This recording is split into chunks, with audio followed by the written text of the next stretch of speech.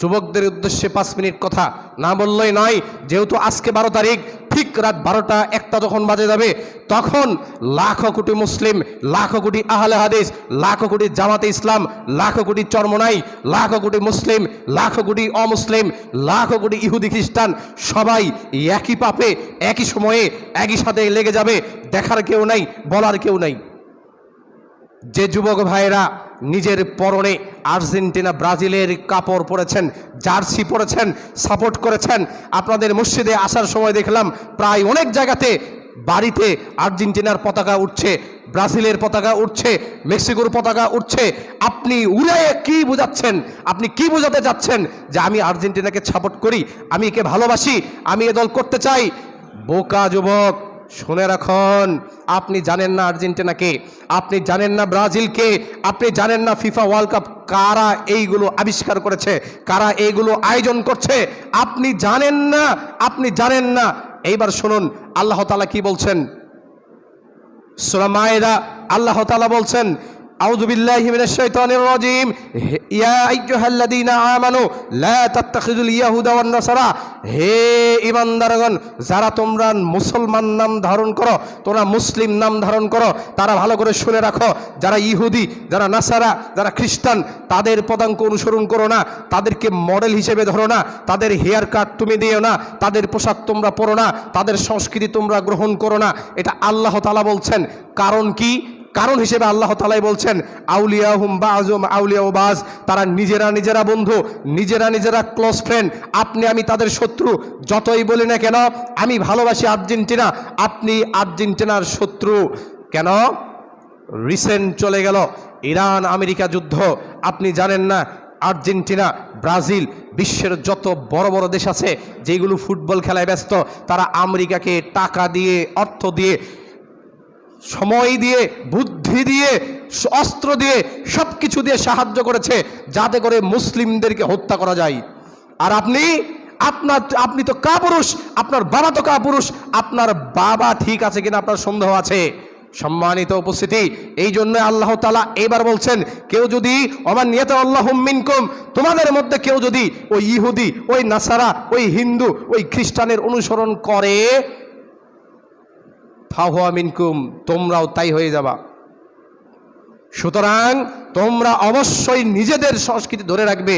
কিন্তু দুঃখের বিষয়, হাজার হাজার যুবক, হাজার হাজার মুরব্বী বলেন, হাজার হাজার হাজিও বলেন, দুই চোখে অনেক দেখাচ্ছেন আল্লাহ তাআলা, তারা তাদের বাড়ির উপরে পতাকা টাঙিয়েছেন, বিশাল বড় পতাকা নিয়েছেন। শুধু তাই নয়, লক্ষ লক্ষ টাকা ঋণ করে পতাকা বানিয়ে মসজিদের উপরে, বারান্দার উপরে, বিল্ডিংয়ের উপরে সাজিয়ে রেখেছেন।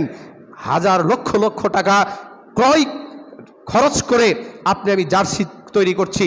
আশ্চর্য তথ্য আরেকটা দেই, আমার এলাকাতে আর্জেন্টিনা ব্রাজিল দল মারামারি করে প্রায় 50-60 জন বগুড়ার শহীদ জিয়াউর রহমান মেডিকেল কলেজে ভর্তি।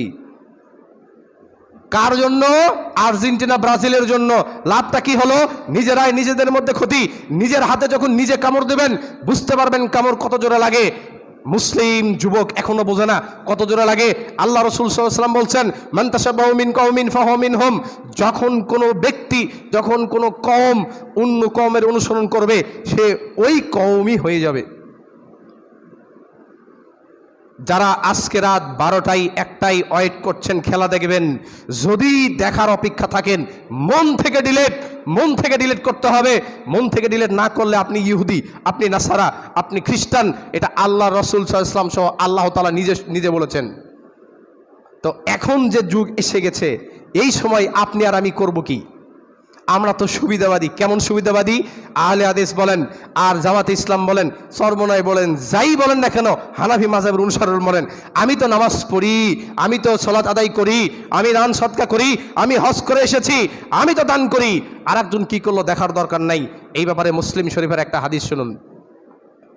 আল্লাহ রাসূল সাল্লাল্লাহু আলাইহি সাল্লাম বলছেন, মান রাআ মিনকুম মুনকারান ফালিগাইরু বিয়াদিহি। যখন কোনো অন্যায় দেখতে পাবে তখন অবশ্যই যদি ক্ষমতা থাকে হাত দিয়ে ঠেকাতে হবে। যদি হাত দিয়ে ক্ষমতা হচ্ছে না, হাত দিয়ে পাচ্ছেন না, ফাইল্লাম মেসাতে ফাবি লিসানিহি, মুখ দিয়ে বলতে হবে যে বাবা এই কাজটা তোমার করা ঠিক হচ্ছে না, আর্জেন্টিনার পতাকা, ব্রাজিলের পতাকা, জার্সি পরা তোমার ঠিক হচ্ছে না, এগুলো ভুল হচ্ছে, মুখ দিয়ে বলছেন, কথা শোনে না। এইবার আল্লাহ রসুল বলছেন ফাইল্লাম মেসাতে ফাবি কলবি, অন্তরে ঘৃণা করতে হবে যে তোকে এত কিছু উপদেশ দিলাম তারপরও তুমি শুনলে না, আল্লাহ তোমাকে ধ্বংস করে দেখ, না হলে হেদায়ের পথে নিয়ে আসুক।